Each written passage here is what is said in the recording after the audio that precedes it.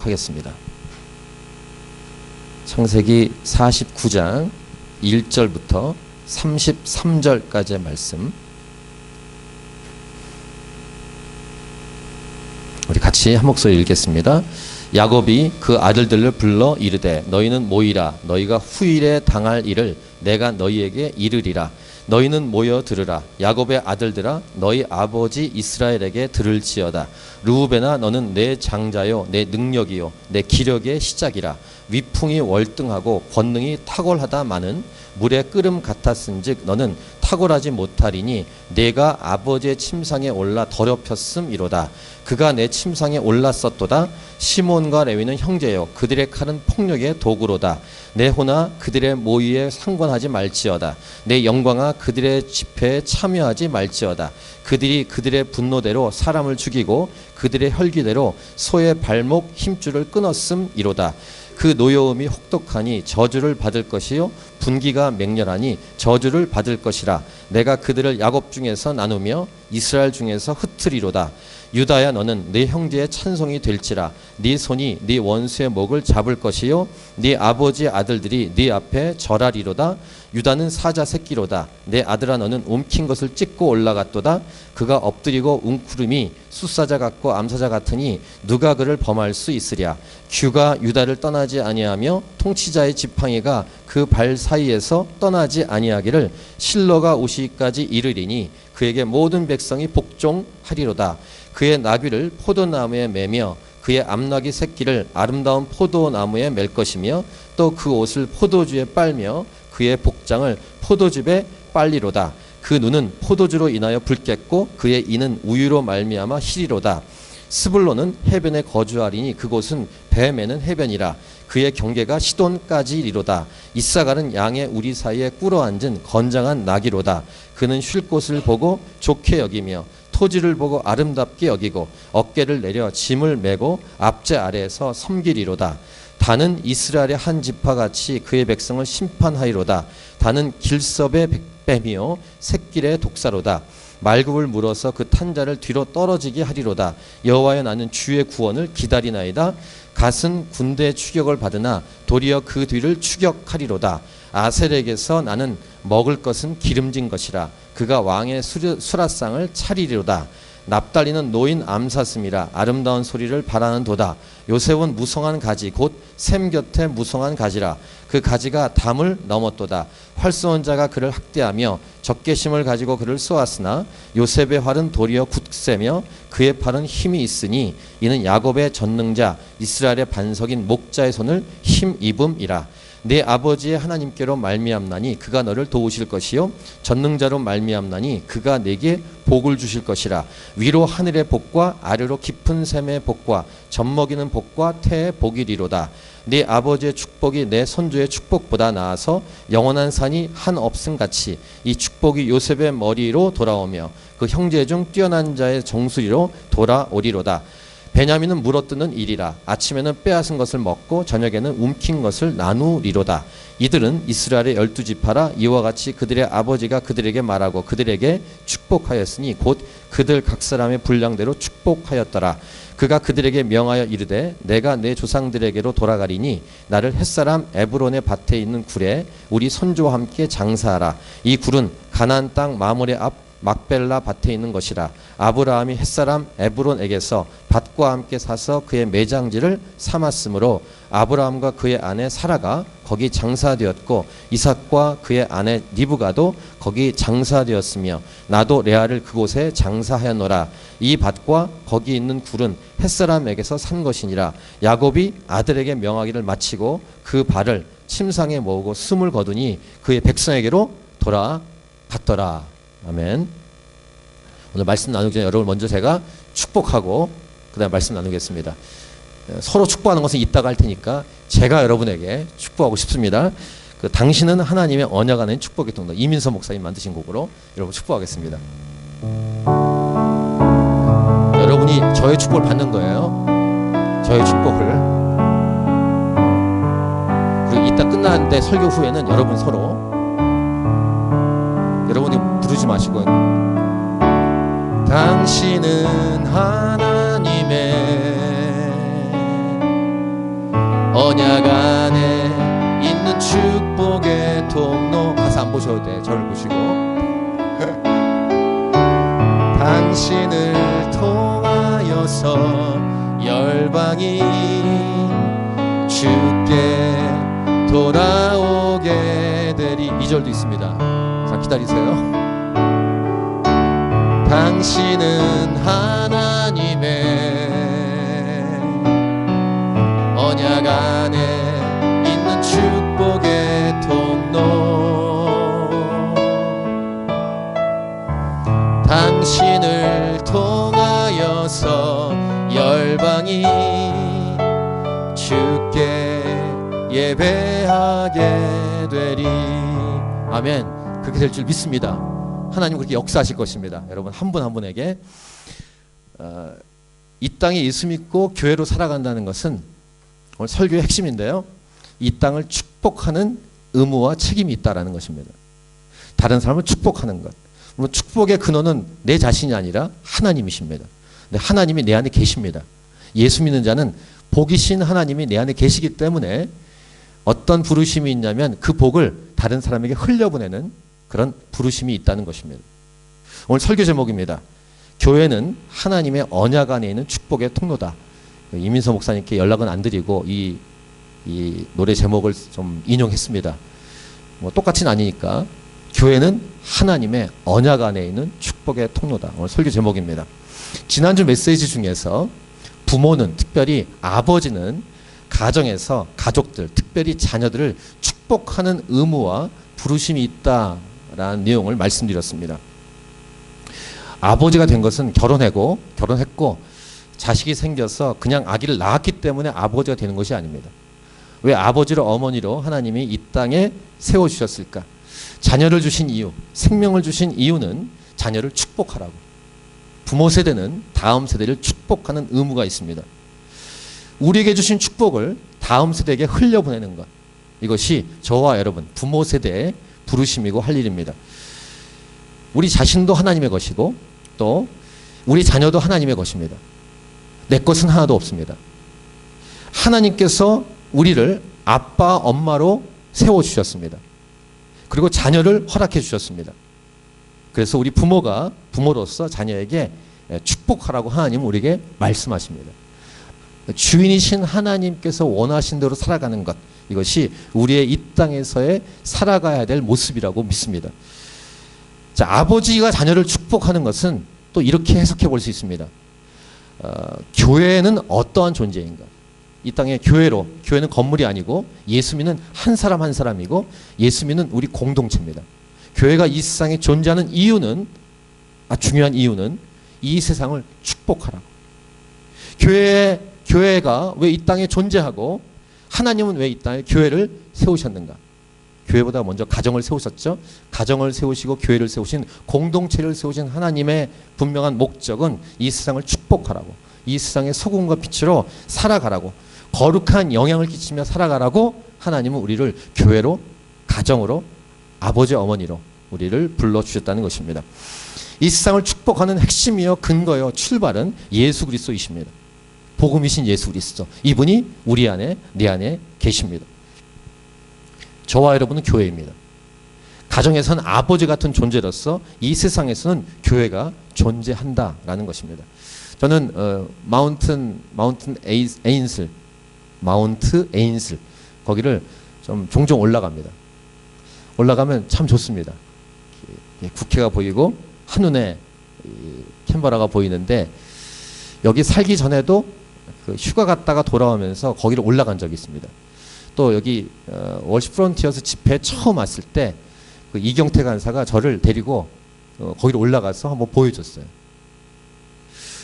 보면서 생각한 것, 뷰가 좋은 것을 그냥 보여주기 위해서 저를 올라가게 한 게 아니라 캔버라 온 땅을 보면서 축복하라고 나를 보내주셨구나, 이 사실을 알았어요.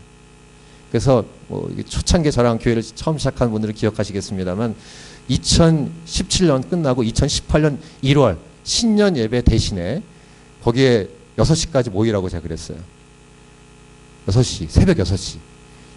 근데 오셨어요. 몇 분이 오셔가지고 함께 거기서 새벽 기도 했습니다.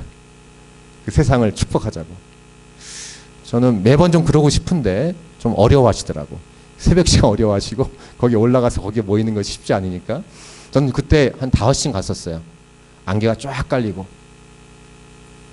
새벽 첫 예배가 아니라 송구영신 예배로서의 신년 예배. 그러니까 1월 1일이었어요.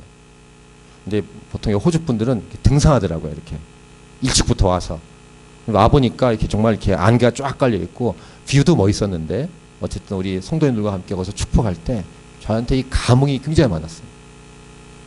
또 저는 시드니와 캔버라를 거의 매주 왔다 갔다 합니다. 어제 올라갔다가 오늘 새벽에 또 내려왔습니다. 내려올 때 31번 도로에서 23번 도로 딱 꺾어질 때부터 찬양하면서 선포합니다. 캔버라여 하나님을 찬양하라. 캔버라여 예수 복음을 믿을지어다. 이렇게 선포하면서 이 정도 소리 크게 아니라 굉장히 크게, 아주 크게. 저는 혹시 이렇게 저를 한번 이렇게 누가 카메라로 찍으면 약간 좀 상태가 이상한 사람이다 이렇게 보지 않을까 생각이 들 정도로, 그러니까 좀 몸이 피곤하기도 하고 졸렵기도 하고, 그 시간대가 23번 도로 들어올 때쯤 되가 한 6시쯤 됩니다. 한 4시 정도 출발하거든요. 일어나자마자 출발합니다. 그래서 한 2시간 가까이 내려온 다음에 23번 도로 꺾어지는, 그럼 6시경. 이 겨울이면 굉장히 깜깜하지만 요 사이는 환히 밝아오기 때문에 아침에요. 캔버라 들어올 때마다 그런 이 마음이 있습니다. 축복하고 싶은 마음. 여러분들이 가정에 들어갈 때, 집에 들어갈 때, 자녀들 볼 때, 가족들을 볼 때, 또 일터에서 동료들을 만날 때, 삶에서 만나는 사람들 이렇게 축복하세요. 여러 가지 이렇게 생각이 많이 오갈 거예요. 하고 싶은 말도 많고, 좀 서로 알고 있는 사람은 이렇게 흉 같은 거 보고 싶은 일들이 많을 겁니다. 근데 그런 거 말하기 전에 축복하는 거, 만나는 사람을 축복하는 거, 이것이 예수 믿는 자의 부르심이에요. 우리는 축복의 통로로 이 땅에서 존재합니다. 어느 영역에 들어갈 때마다 축복하고 들어가십시오. 오늘 야곱이 아들들을 축복하는 내용, 이것은 예언의 메시지입니다. 예언 중에서도 앞으로 일어날 일에 대한 상징적인 메시지가 오늘 본문입니다. 앞으로 일어날 일에 대한 메시지가 다 예언이나 축복인 것은 아닙니다. 예언의 올바른 정의는 하나님의 마음을 전달하는 것입니다. 그 사람을 향한 하나님의 마음을 받은 사람이 전달하는 것이 예언의 은사고 예언입니다. 그 중에서는, 하나님 마음 중에서는 앞으로 일어날 일도 포함되기도 합니다. 하나님 마음을 잘 전달하는 것이기 때문에 예언의 은사가 있는 분들을 통해서 예언의 기도를 혹시 받아본 분들은 아시겠지만, 주로 정상적인 예언의 은사가 있는 분들이 예언할 때 하는 패턴입니다. 어떻게 하냐면 이렇게 합니다. 내 아들아, 또 내 딸아, 나는 너를 사랑한다. 힘을 내고 용기를 내라. 나는 너를 통해 놀라운 일을 행할 것이다. 나는 너의 아버지다. 이런 식의 표현을 합니다. 힘을 내고 용기를 내라. 내게 가까이 하고 기도와 말씀을 통해 나를 자주 가까이 만나라. 어렵지만 반드시 이겨낼 수 있다. 이렇게 용기와 위로를 주는 내용들이 주로 예언의 내용이에요. 저도 몇 번 예언의 은사 있는 분들 통해서 예언 기도를 받아봤습니다. 약간 사이비는 약간 다르게 말합니다.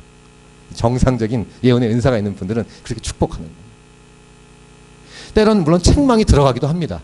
저도 책망을 받아본 적이 있습니다. 북경에 있을 때 제가 저의 몸을 잘 못 관리한다고 책망하시더라고요, 하나님. 그 다음에 이제 치유 은사가 동시에 있는 분이었기 때문에 제 몸에 많은 치유를 해주셨어요. 또 앞으로 일어날 일들에 대해서도 말씀해 주십니다. 근데 주로 격려와 위로를 해주십니다. 성경에서도 믿음의 선배들이 하나님 말씀을 직접 또는 다른 사람을 통해 들을 때 어떤 말씀을 주로 들었냐면, 두려워하지 말라, 놀라지 말라, 이런 말씀을 들었어요. 내가 너와 함께함이니라. 여러분, 이런 표현을 자주 보셨죠, 성경에서. 두려워하지 말라, 놀라지 말라, 나는 너와 함께함이라, 나는 네 하나님이라. 정상적인 아버지라면 자녀에게 이렇게 말하는 것입니다. 야곱이 아들들에게 말하는 예언에는 오늘 본문을 보시면 몇 가지 특징이 있는데, 축복의 내용도 있고 앞으로 일어날 일에 대해서 말한다고 말하는데, 그 중에는 저주의 내용이 포함되어 있습니다. 이 성경에 나오는 처음 12아들에게 주시는, 12지파에게 주시는 메시지입니다. 자, 아버지 야곱이 일단 이렇게 말합니다. 우리 1절과 2절을 같이 읽겠습니다. 1, 2절 시작. 야곱이 그 아들들을 불러 이르되 너희는 모이라. 너희가 후일에 당할 일을 내가 너희에게 이르리라. 너희는 모여 들으라. 야곱의 아들들아, 너희 아버지 이스라엘에게 들을 지어다. 이렇게 말하죠. 모이라고 말한 다음에 너희가 후일에 당할 일, 그러니까 예언이에요. 앞으로 일어날 일이 포함되어 있는 예언입니다. 그리고 이 예언은 각자의 자식의 분량에 맞게 주신다고 미리 보겠습니다. 28절을 미리 보겠습니다. 우리 같이 읽죠. 28절 시작. 이들은 이스라엘의 12지파라 이와 같이 그들의 아버지가 그들에게 말하고 그들에게 축복하였으니 곧 그들 각 사람의 분량대로 축복하였더라. 각 사람의 분량대로. 이 분량대로란 말은 각 사람에게 알맞게 주셨다는 거예요. 어떤 내용은 좋은 내용인데 그 사람에게 안 맞을 수 있어요. 과분할 수도 있고 너무 힘들 수도 있습니다. 알맞게 주신다 이런 말인데, 그러니까 축복도 그냥 받는 게 아니라 자기의 예언대로 받는다 이런 사실을 알 수 있고, 축복은 분명하고 예언은 분명하고 앞으로 일어날 일들이지만 각자의 분량에 따라 다르다는 것을 말씀하십니다. 오늘 내용을 보면은 약간 인과응보적인 내용이 들어가 있습니다. 그러니까 이 땅을 살아가는 삶의 모습이 포함되어 있다, 이렇게 말할 수 있겠습니다. 각자의 아들들이 살아온 삶과 연관되는 내용을 볼 수 있고, 뭐 인과응보 또는 권선징악 뭐 이런 차원만으로 설명할 수는 없지만 어쨌든 그런 비슷한 내용도 포함되는 내용입니다. 각 아들들이 하나님과의 관계에서 어떻게 살아왔는가, 이거와 연관되어 있다는 것입니다. 그러니까 책망뿐만 아니라 저주 내용이 들어가 있습니다. 첫 번째 장남 르우벤을 보십시오. 르우벤은 큰 잘못을 저질렀습니다. 장남으로서 아버지 이스라엘이 축복할 때 어떻게 축복하냐면 3절과 4절을 보십시오. 각자의 분량에 맞게 한다는 것을 생각하면서 이걸 보시면 되겠습니다. 3절 르우벤아 너는 내 장자요 내 능력이요 내 기력의 시작이라. 위풍이 월등하고 권능이 탁월하다마는 물의 끓음 같았은즉 너는 탁월하지 못하리니 네가 아버지의 침상에 올라 더럽혔음이로다. 그가 내 침상에 올랐었도다. 이렇게 얘기하고 있습니다. 아버지의 침상을 더럽힌 사건, 창세기 35장 22절에 기록되어 있는데 아버지 야곱의 아내 중에서 빌하와 르우벤이 동침을 했어요. 하나님께서 미워하시고 싫어하는 것이죠. 하나님의 책망을 받고 그 다음에 그것이 자기의 삶에 영향을 주는 그런 메시지를 주고 있습니다. 일단 본인 책임이에요. 자신이 잘못한 것입니다. 그 잘못한 대로 하나님은 야곱을 통해서 축복의 내용이라고 하지만 책망의 내용을 주고 있다라는 것입니다. 물론 우리가 은혜 안에 살아가지만 이 르우벤에 대한 이 메시지를 보면 내가 하는 행동이 자신의 앞으로의 삶에 영향을 줄 수도 있다는 것을 일단 알 수 있습니다. 특별히 르우벤은 탁월하지 못하다. 그러니까 엑셀런트라고 번역되어 있는데 영어 번역으로 탁월하지 못할 것이다. 뛰어나지 못할 것이다. 이렇게 얘기하고 있습니다. 자, 이것을 우리에게 적용하면 뭘까요? 잘못된 관계, 김건모의 잘못된 만남, 그런 관계를 하나님은 미워하십니다. 요즘 한국에는 간통죄가 사라졌잖아요. 세상적인 법에서 사라졌다고 하나님이 이렇게 잊어버리는 게 아닙니다. 하나님은 기억하십니다. 하나님 보시는 거예요. 교회 안에도 이런 문제가 많이 있습니다. 정말로 조심해야 됩니다. 만약에 그런 간음과 성적인 범죄를 저지르시면 어떤 결과가 벌어지냐면 탁월하지 못할 것입니다. 탁월하게 살 수 없을 것입니다. 불륜으로 무너지는 주변 사람들의 모습을 보는데 드러나지 않아도 하나님은 아시기 때문에 무너뜨리시고 뛰어나지 못하게 하실 것입니다. 회개해야 될 부분입니다. 자, 이제 두 번째와 세 번째 아들도 자신의 행동과 연관되어 있는 내용을 주시는데 두 번째, 세 번째가 시므온과 레위입니다. 5절, 6절, 7절을 보시면 시므온과 레위는 형제요. 그들의 칼은 폭력의 도구로다. 이렇게 말하고 이스라엘이 내 영혼아 그들의 모임에 상관하지 말라. 내 영광아, 이것도 내 영혼이에요. 내 영혼아 그들의 집회에 참여하지 말라. 그들이 그들의 분노대로 사람을 죽이고 그들의 혈기대로 소의 발목 힘줄을 끊었음이로다. 이렇게 말하고 있습니다. 축복의 말씀이라고 하는데 왜 르우벤과 지금 시몬과 레위는 이렇게 저주의 내용이 들어가 있을까? 아까 말한 것처럼 르우벤은 잘못한 그 일이 있고 시몬과 레위도 잘못한 일이 있다는 것인데, 우리가 이제 창세기 34장을 묵상했지 않습니까?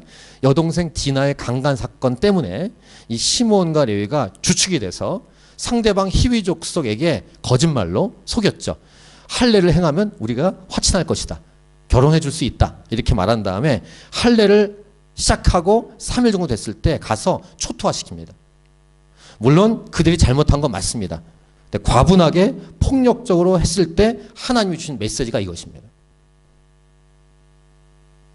르우벤은 탁월하지 못하다라고 말했고 시몬과 레위는 나누어지고 흩어진다고 말합니다. 7절에 그렇게 써 있죠. 나누며, 야곱 중에서 나누며, 이스라엘 중에서 흩어진다. 실제로 레위는요, 레위 지파는 물론 직접적인 사건은 금송아지 사건 때문에 좋은 방향으로 했기 때문에 하나님이 12지파에서 독립된 지파로 하나님을 섬기도록 했지만 어쨌든 흩어지는 이 예언의 말씀이 이루어집니다. 시몬 같은 경우는 자신이 스스로 독립적으로 땅을 차지하지 못하고 유다 지파의 땅에서 월세같이 렌트를 얻습니다. 이 말씀대로 이루어지는 거예요. 이것을 두 번째 우리에게 적용하면 무엇입니까? 혈기를 부리고 화를 자주 내고 과분하게 상대방에게 폭력적으로 대하면 그 결과는 흩어지는 거예요. 하나님이 흩어버리십니다. 여기까지 한번 일단 정리해 보겠습니다. 첫 번째, 잘못한 것에 대한 책망이 포함될 수 있다는 거예요. 예언과 축복의 말씀 안에도. 저주까지. 예언의 말씀이 우리의 행동과 삶의 미래에 미친다라고도 말해 볼 수 있습니다. 물론 이것으로 결론은 아닙니다. 오늘 설교가. 우린 은혜로 살아가는 게 맞는데 일단 참고해야 됩니다. 르우벤과 시몬과 레위에게 주신 메시지를. 그 다음에 이제 기대가 되는 아들이 네 번째 아들 유다입니다. 유다는 메시아 가문 족보로 하나님이 선택하셨기 때문에 유다 지파에게는 좀 특별한 하나님의 말씀이 임합니다. 물론 유다의 삶이 잘못된 게 없다라는 게 아닙니다. 우리 창세기 38장에서 우리는 묵상했습니다. 이미 자기가 잘못해서 며느리하고 관계해서 아들을 낳게 되는 이제 그런 일이 벌어지긴 하지만 전적인 하나님의 은혜구나라는 것을 알 수 있는 유다의 삶입니다. 그러니까 유다의 그렇게 잘못됐던 삶과 전혀 상관이 없이 하나님이 전적인 은혜로 유다를 축복해 주시는 것을 알 수 있어요. 자, 8절부터 12절 내용인데요. 우리 8절을 먼저 같이 읽겠습니다. 8절 시작. 유다야 너는 네 형제의 찬송이 될지라 네 손이 네 원수의 목을 잡을 것이요 네 아버지의 아들들이 네 앞에 절하리로다. 이렇게 하나님이 말씀하세요. 네 형제의 찬송이 된다는 건 뭐냐면 형제들이 너를 칭찬할 것이다. 이런 내용이에요. 칭찬할 것이 있을까? 칭찬할 것이 있게 만들겠다는 것입니다. 그래서 그거의 마지막 결론은 예수 그리스도가 오시는 것이죠.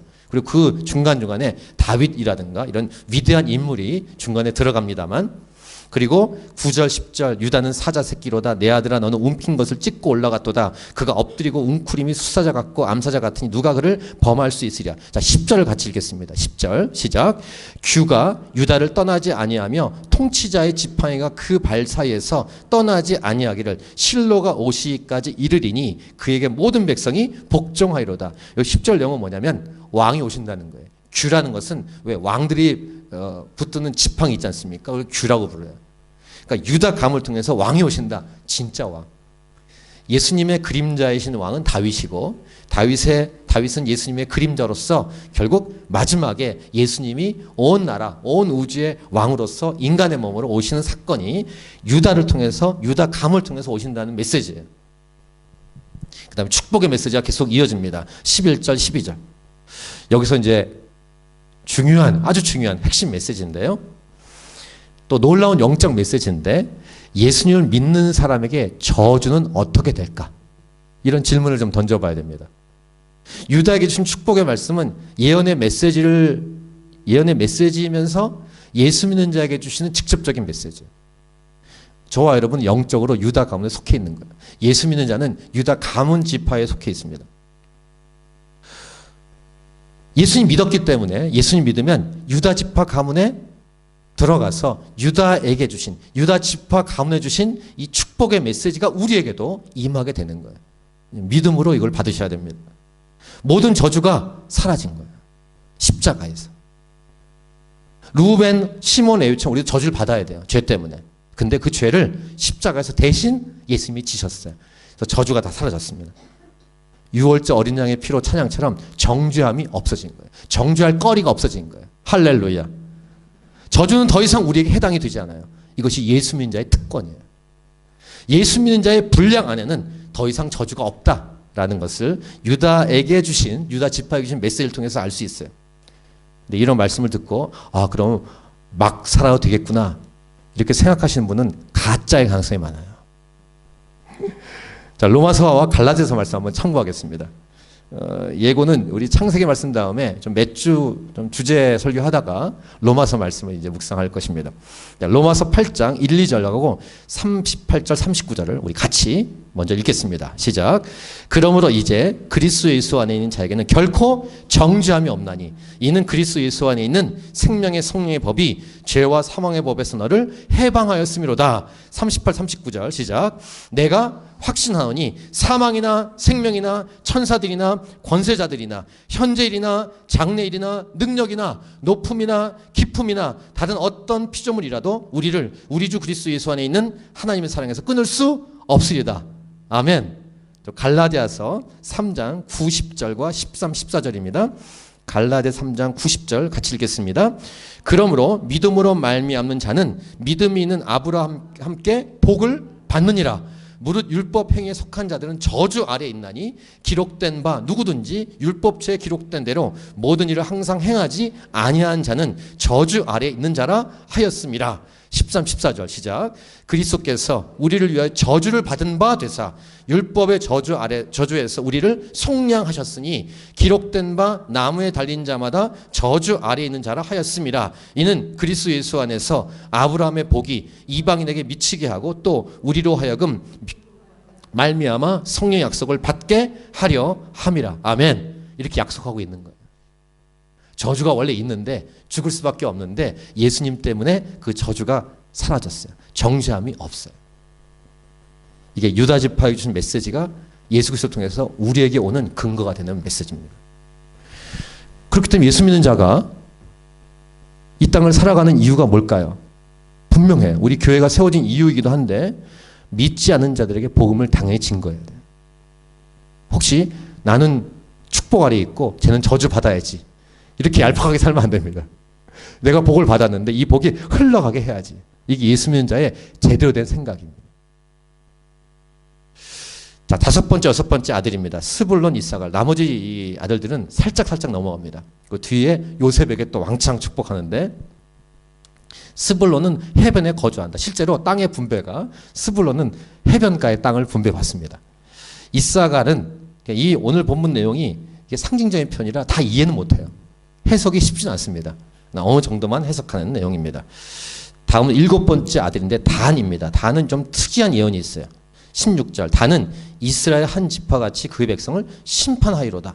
그다음 좀 센 내용입니다. 단은 길섭의 뱀이여 샛길의 독사로다. 말굽을 물어서 그 탄자를 뒤로 떨어지게 하리로다. 왜 이런 내용을 했을까? 잘 모르겠습니다만 결과적으로 여호수아서 19장에서 지파들이 땅을 차지할 때 단은 악착같이 처음 분배받은 땅보다 힘써 싸워서 경계를 넓혀가는 내용이 나옵니다. 또 한 가지는 사사기 17, 18장에 좀 나쁜 내용인데요. 미가의 집이라는 곳에 가서 우상과 우상을 섬긴 제사장을 빼앗고 오는 내용이 들어가 있습니다. 그런 내용과 무관하지 않을 것이다 라고 예상해 볼 수 있습니다. 여덟 번째, 아홉 번째, 열 번째 아들은 갓, 아셀, 납달리입니다. 살짝 넘어갑니다. 넘어가겠습니다. 11번째 아들은 요셉입니다. 드디어 요셉은 실제적인 장자입니다. 원래는 장자가 루벤이지만 루벤이 잘못해서 장자의 특권이 없어졌어요. 그래서 두 배의 축복을 장자가 받는다고 말씀드렸죠. 두 배는 어디로 가냐면 요셉에 갑니다. 어떻게 해요? 지난주 에브라임과 므낫세 두 아들이 할아버지가 되는데 아버지 이스라엘에게도 속해. 그러니까 손주들이 아들들로 상징적으로 들어가면서 요셉에게는 두 배의 축복을 줍니다. 자, 22절 요셉은 무성한 가지 곧 샘 곁에 무성한 가지라. 그 가지가 담을 넘었도다. 그리고 23절 보세요. 활 쏘은 자가 그를 학대하며 적개심을 가지고 그를 쏘았으나 무슨 말입니까? 쏘았지만 안 맞는다는 거예요. 그러니까 요셉의 삶을 보시면 형들과 다른 존재로부터 공격을 받았잖아요. 근데 거기서 무너지지 않잖아요. 그런 축복이 요셉에게 임했고 앞으로도 임한다는 것입니다. 24절을 같이 읽겠습니다. 요셉에게 한 축복 시작. 요셉의 활은 도리어 굳세며 그의 팔은 힘이 있으니 이는 야곱의 전능자 이스라엘 반석인 목자의 손을 힘입음이라. 알 수 있어요. 요셉의 삶이 그렇게 어려움을 당했지만 축복의 삶으로 온 것은 하나님이 힘을 주시고 함께 하셔서 요셉은 승리의 삶을 살아갔다는 것을 알 수 있어요. 그리고 이것은 앞에 있었던 삶이지만 뒤 후반부에 앞으로 올 요셉 지파에게도 이런 축복의 메시지가 흘러갈 것이라는 것을 알 수 있는데 25절 네 아버지 하나님께로 말미암나니 그가 너를 도우실 것이요 전능자로 말미암나니 그가 내게 복을 주실 것이라. 위로 하늘의 복과 아래로 깊은 샘의 복과 젖먹이는 복과 태의 복이로다. 복의 말씀을 요셉이 막 주시는 거예요. 26절도 같이 읽읍시다. 시작. 네 아버지의 축복이 내 선조의 축복보다 나아서 영원한 산이 한없음 같이 이 축복이 요셉의 머리로 돌아오며 그 형제 중 뛰어난 자의 정수리로 돌아오리로다. 이렇게 요셉에게 축복해 주십니다. 많은 축복을 받는 요셉. 그러니까 이게 보면은 이제 마지막 12번째 베냐민도 보시겠지만 쭉 12명을 보면은 유다와 요셉이 이렇게 두 기둥으로서 하나님이 엄청난 축복을 주시는 것을 알 수 있어요. 차이는 유다는 본인의 삶에 그렇게 본받을 건 없지만 한없는 은혜를 주시는 메시아 족보가 되고 예셉은 삶 자체가 흠이 없었다는 사실도 알 수 있습니다. 마지막 12번째 베냐민입니다. 베냐민을 향한 이 예언도 단에게 주는 메시지와 비슷한데 좀 더 셉니다. 베냐민은 물어뜯는 일이라 아침에는 빼앗은 것을 먹고 저녁에는 움킨 것을 나누리로다. 왜 이렇게 해주셨을까? 후반부에 사사기 19장부터 21장을 보시면 베냐민이 나머지 11지파와 싸우잖아요. 사사기 19장에 나오는 그 사건은 참 이렇게 막 이렇게 읽기 힘든, 그러니까 소돔과 고모라에 있는 그 사건하고 비슷한 사건이 이 단 지파의 땅에서 이루어지죠. 그래서 11지파와 싸우는 그런 엄청난 싸움이 벌어지는 이 사건과 무관하지 않을 것입니다. 자, 이렇게 12지파를 향한 말씀이 선포되고 아까 먼저 봤던 28절 이들은 이스라엘의 12지파라. 이와 같이 그들의 아버지가 그들에게 말하고 그들에게 축복하였으니 곧 그들 각 사람의 분량대로 축복하였더라. 어떤 사람은 길게, 어떤 사람은 저주의 내용에 가깝게, 어떤 사람은 짧게 이렇게 주신 것은 어떻게 해요? 각 사람의 분량대로. 그러니까 공평에 대해서 다시 한번 성경적으로 생각하시면 10사람에게 10개를 줄 때 하나씩 주는 게 공평이 아닙니다. 그렇게 줘도 공평이지만 때로는 분량에 맞게 주는 게 공평이에요. 균등 분배, 진정한 균등 분배의 공평은 각자의 분량에 맞게. 그러니까 달란트 비율을 보실 때 5달란트, 2달란트, 1달란트. 1달란트 파는 사람이 비교한 다음에 열등감에 빠져서 싫어하잖아요. 미워하고 주인에게. 근데 그거 불평하면 안 돼요. 비교하면 안 됩니다. 그래서 이 축복도 마찬가지인데 비교하지 말라는 거예요. 그런 메시지도 여기 들어있습니다. 각자의 분량이 있어요. 삶의 분량. 우리가 주인이 아니라 하나님이 주인이세요. 주인이신 하나님이 주인의 뜻대로 주시는 거예요. 어떤 사람에게는 10개, 어떤 사람은 2개, 어떤 사람은 엄청난 축복, 어떤 사람은 저주에 가까운 내용까지. 근데 저주에 가까운 내용은 자신의 행동과 무관하지 않다는 거예요. 이런 메시지가 이 축복의 메시지예요. 그러니까 분명히 보시면 차별이 있다는 거예요. 거룩한 차별이에요. 하나님은 거룩한 차별을 하십니다. 거룩한 차별이 공평한 것입니다. 그러니까 우리가 세상에서 배운 훈련하고 달라요. 세상에서는 10명에게 하나씩 주는 게 공평이라고 생각했지만 하나님은 그렇게 하지 않으십니다. 분량에 맞게. 어느 사람은 5개, 어느 사람은 2개. 자신의 분량을 아셔야 돼요. 겸손하게. 비교하지 말아야 돼요.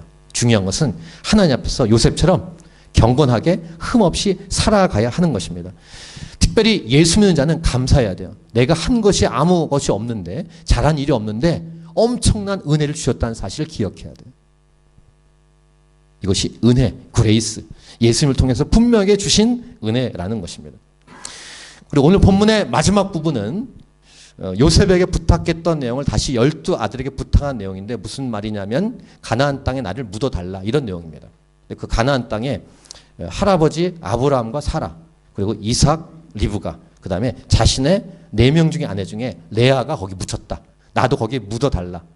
여기가 이제 헤브론 막벨라 굴에 묻혀 있다라고 하고 제가 언젠가 그 막벨라 굴 헤브론 그 묘지를 한번 보여드린 적이 있죠. 영상으로. 그리고 이 예언을 한 다음에 야곱이 죽습니다. 그게 33절까지 내용입니다. 자, 이 후반부의 야곱의 유언, 자신을 가나안 땅에 묻어달라는 내용과 앞에 축복의 메시지의 공통점이 무엇입니까? 말씀이에요, 말씀.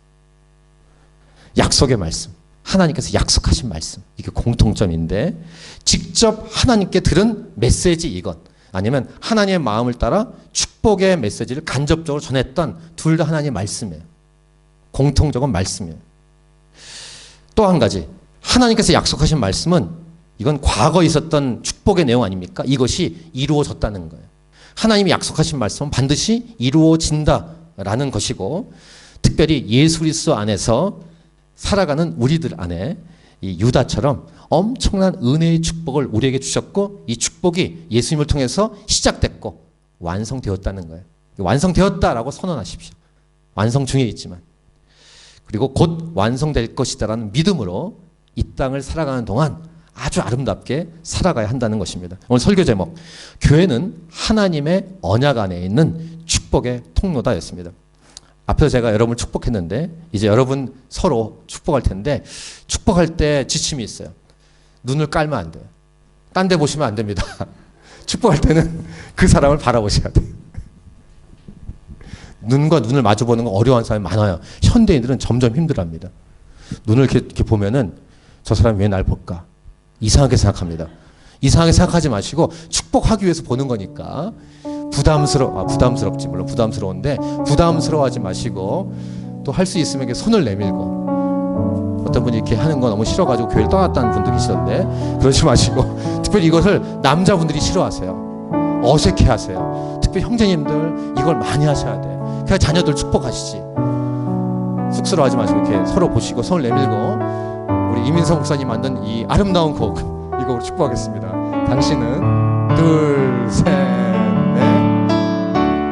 당신은 하나님의, 오늘 처음 나온 형제님 축복합니다. 통로. 이 사실 믿으세요. 당신을 통하여서 열방이 주께 돌아오게 되리. 자, 2절도 있어요.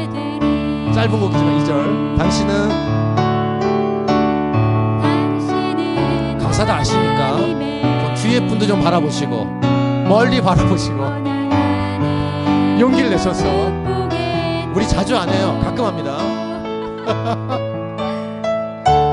당신을 통하여서 열방이 주께 예배하게 되리. 예배하게. 서로 박수로 축복하겠습니다. 네, 오늘 말씀 기억하면서 우리 같이 기도할 텐데, 기도할 때 하나님, 내가 축복의 통로임을 다시 확인했습니다. 축복의 통로답게 가족 중에서, 가정 안에서, 이 세상 직장과 사업터에서 내가 만나는 사람들에게 축복하는 하나님의 사람, 예수 믿는 사람으로 교회로 살아가게 하여 주옵소서. 우리 두 손 높이 들고 그렇게 축복의 통로로 살아가게 달라 기도하면서, 여러분 이 캔버라를 축복하고, 여러분의 직장을 축복하고, 우리 자녀들의 학교를 축복하고, 그 외에 여러분 알고 있는 주변 사람들 생각하면서 우리 축복하며 기도하십시다. 기도하겠습니다.